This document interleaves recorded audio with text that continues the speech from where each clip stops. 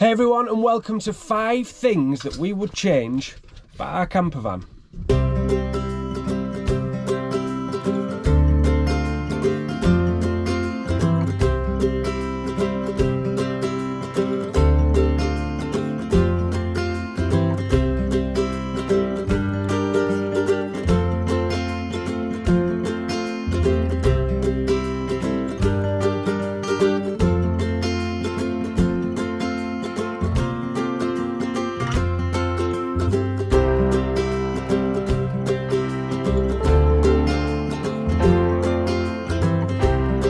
Make sure you stick around to the end of the video because the biggest one that we are actually going to be acting on and definitely changing is last up.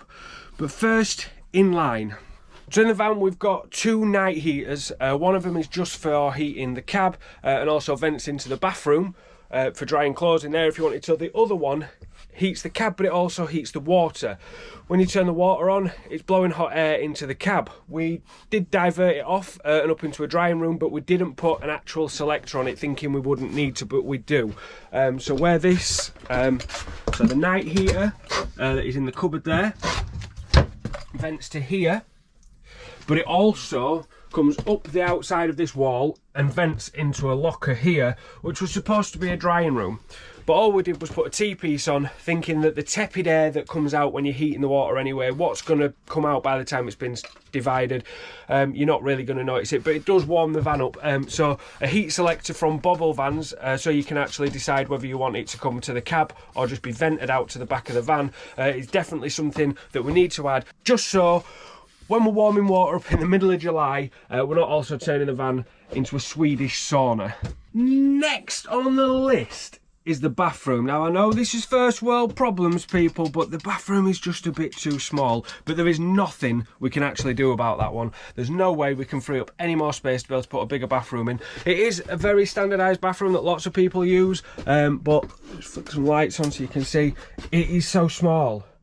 I call it the poop shower and shave 5000, except I don't say poop normally. And I just find, let's get in. I mean, it's a tight squeeze, and then once you're in, I mean, that's this, do you know, I mean, the light there, my shoulders,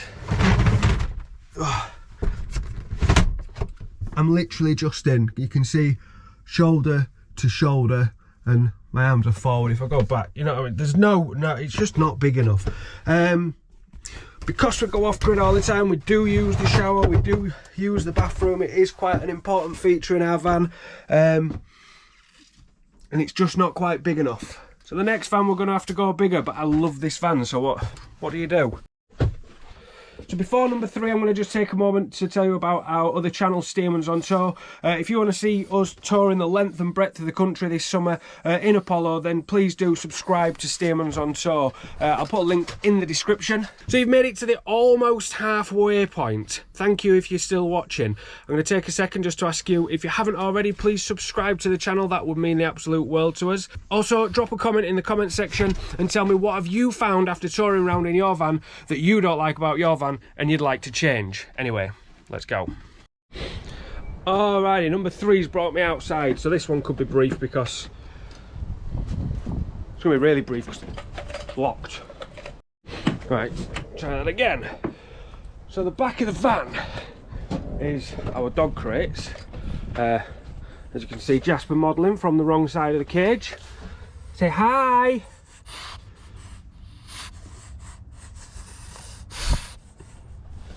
Not very talkative. I'll spin you around. So basically, obviously we've got Hooch's dog crate with his handmade carpet. And we've got Jasper's crate. Now this upside down L / right way up R looking section was supposed to be a drying room. So that piece of vent I told you about earlier in the video is somewhere in there at this moment in time, which is not ideal. The drying room became a rubbish store. The idea was that, if you've watched the van tour video, you'll know that this was supposed to be for hanging our clothes in. Then there's an extractor fan up there, so when the water was heating, so when the heater was heating the water, it would vent the hot air into there, what was left over, and dry out any clothes or boots or anything that you needed drying out. But it's just become a junk store, and this is something that we really need to address, because well, it's a bit useless at the minute. But then where else do you put the other stuff? We are fast running out of space in this van, but that does need addressing. We just can't use, it's just not a usable space other than a junk cupboard.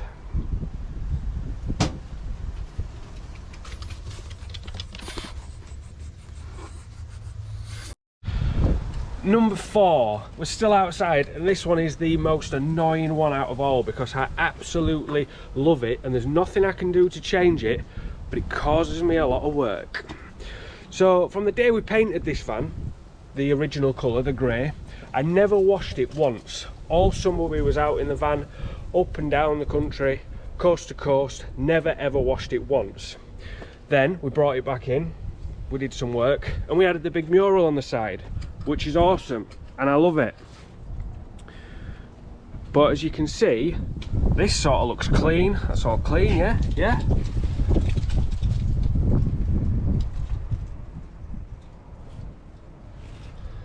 That dirt is from one trip to Filey. All summer we never washed it once, and it still didn't look dirty till the day it brought in. And the grey still doesn't look dirty now. But the black,